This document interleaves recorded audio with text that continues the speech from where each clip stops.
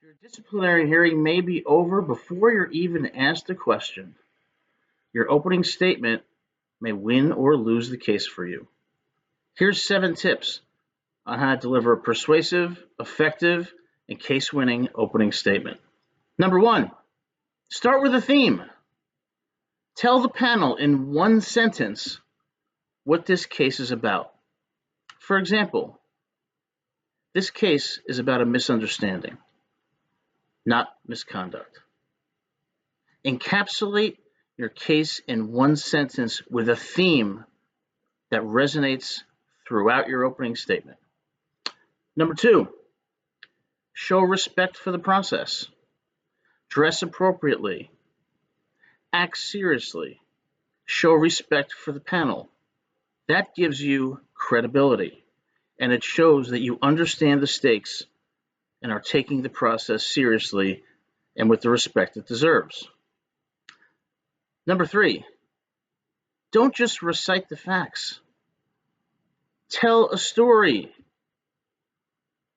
When you just recite the facts, it's boring. People don't pay attention. They're much more interested in a story that organizes the facts chronologically, that explains what happened, why it happened, that emphasizes the favorable points for you, and that explains evidence that may not be favorable.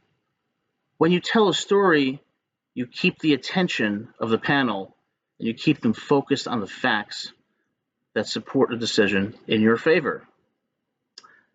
Number 4, accept responsibility where it's appropriate. Nobody's perfect.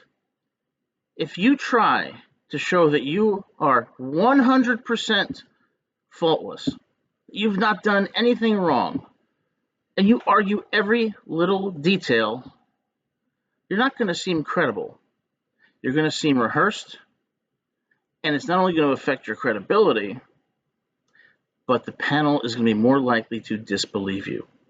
Don't be afraid to make concessions and admit where you were wrong, because that inspires trust, that shows that you're honest, and shows that you're someone that the panel wants to believe. Number 5, explain in your story, but never argue.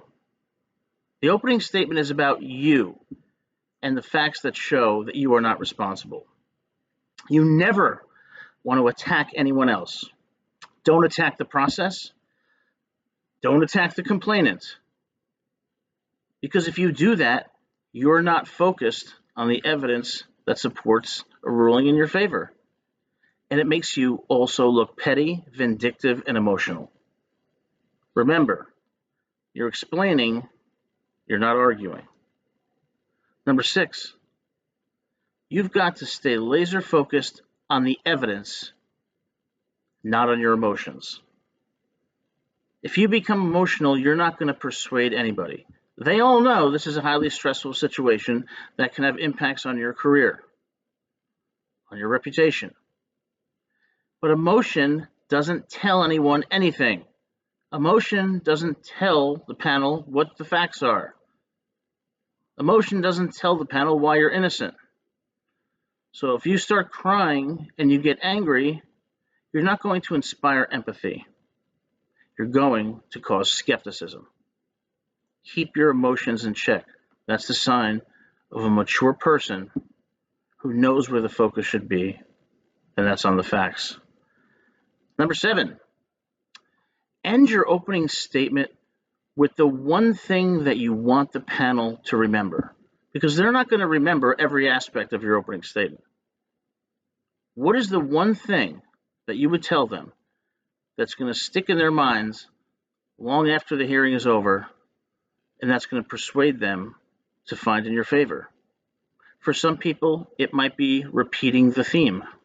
This case is about a misunderstanding, not misconduct.